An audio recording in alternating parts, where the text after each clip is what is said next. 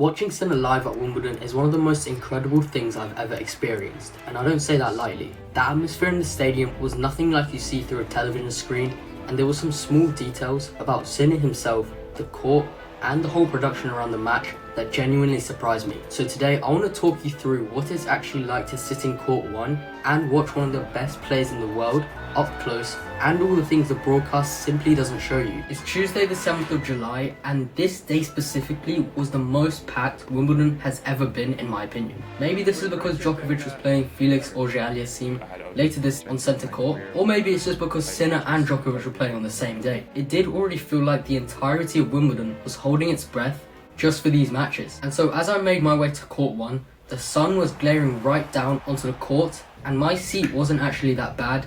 Since it was slightly higher up, I was out of the sun. And one crazy thing I'm going to talk about a bit later in this video is that since the UK is going through a heat wave, the players have been playing through insane heat. And these kind of temperatures might be normal somewhere else, but for some reason in the UK, 30 degrees feels like it's 50 degrees. The first thing that hits you live, that no broadcast camera or microphone has ever properly captured for me, is how fast the serve actually is. On TV, an 130 mile an hour serve is just a number, but in person, it's a blur and then immediately a hit. The ball leaves the racket, and the sound of it hitting the returner's strings arrives almost before your eyes have even finished tracking the flight of it. There's no build up. There's just a toss, a motion, and then it's already happened. But the heat is the part I keep coming back to, because this isn't just any hot day at Wimbledon, this was a heat wave. And Sinner has been here time and time before, in the worst possible ways. At Roland Garros this year, he came apart physically in extreme heat conditions, and it cost him the entire match. The result was still fresh in a lot of people's minds walking onto this one,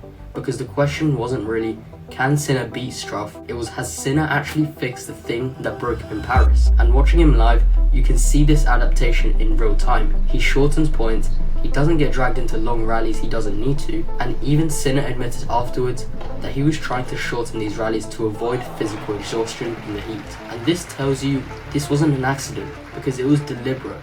He even said before that his coach was making him train for longer hours than he was used to, and in the heat, all to get used to this. And his loss in Paris may have been a fluke, because that day specifically, many people were saying it was just an overreaction of his body to the heat. And maybe it was, because now he's beaten everyone at Wimbledon, he's won the championship again, and he's defended his title twice now. And so maybe his heat stroke problem was just a fluke, and now he's completely solved it, and he's looking forward to another Grand Slam as the US Open. Here's something you don't think about until you're sitting close enough to see it. There's no line judges anymore. Some of you may have noticed this. They've been fully replaced by Hawkeye, and once you know that, you start noticing just how much hardware and technology is actually pointed at this one small rectangle of grass. Cameras are mounted at the base of the umpire's chair, tucked into corners of the stands, angled down from the railings you'd never normally look at, all silently tracking every single bounce all day without a single human line call being made. Then there's the broadcast cameras, which is a completely different layer again. Down at court level, there are operators crouched with lenses the length of my arm, catching player reactions from ground height, and up above the court, strung between what must be 4 enormous towers outside the stadium, there's cameras that glide on cables, which are smooth and silent. You never even hear them moving past you. They move the length of the court and back, giving broadcasters sweeping aerial shots you see in every single highlight. Between the Hawkeye tracking system and the broadcast rig, there's more technology pointed at the court than most people ever guess from watching the coverage at home. And once you've seen it in person, you simply can't unsee it. Every time you watch tennis on TV, afterwards you know exactly how many machines it actually took to get that single clean shot. And then there's the noise. This is the one thing I genuinely can't translate through a camera, no matter how good the microphone is. Court 1 live is insanely loud. It's nearly as loud as centre court, and no broadcast audio can even come close to capturing the sound. It's not just volume, but it's in the direction it's coming in. You can feel which side of the stadium is making the sound, and you can feel it building up before a point even finishes.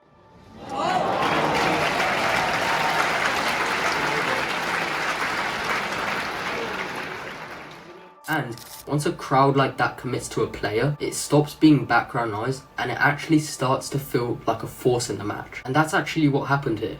Struff came out insanely good, and for a set and a half he was genuinely the better player. Good enough that even the opening set went the distance, and Sinner had to save a set point just to survive it before eventually closing it out 7-5. And then Struff kept pushing in the second, forcing Sinner into another tiebreak, and you could actually physically feel the stadium start to lean forward and start to get nervous, because Struff, who was 36 years old, ranked outside the top 20, was playing the best tennis of his career. And then somehow Sinner won that tiebreak, and the entire mood of court 1 flipped in about 4 points. The crowd noise didn't even get louder, it just changed its shape, and it changed who it was supporting. It went from a tense scattered applause to something really locked in, something that surged every single time Sinner won a point from that moment on, and you could hear that shift before the scoreboard even caught up to it. By the third set, Sinner had already completely taken over, closing it out 6-3, and the crowd rode every single one of those final games with him. On TV, that's just a scoreline.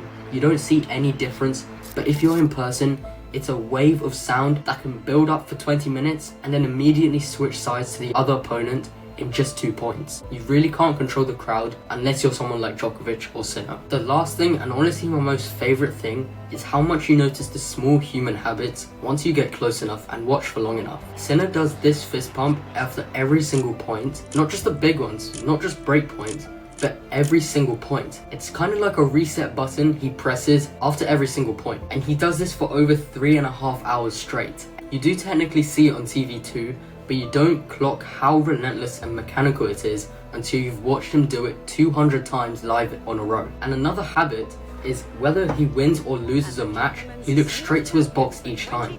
You may have heard commentators say this in the Wimbledon final yesterday, and every time it's not dramatic, it's not really a big gesture, but it's just this quick glance towards his team, like he's checking in and asking for some advice. And he's just seeing if he needs any piece of small information for the next point, just to give an advantage on his opponent. And it happens in under a second. And broadcast cameras will still somehow catch it and sometimes cut away right before it. But when you're live sitting there, you start watching for it as much as you're watching the tennis itself. And that's the thing about seeing a player live like this in person. The score, the winners, and the rallies, you get all of that from television. And honestly, the TV angle is often clearer for the tennis itself, and being at home is somewhat more relaxing as you don't have to walk around in that massive crowd every day. But the parts that actually stayed with me were the parts you can only get by being there. And so I hope you guys enjoyed this video. It would mean a lot if you liked, subscribed, and commented down what you think of this, and tell me how your experience was at Wimbledon.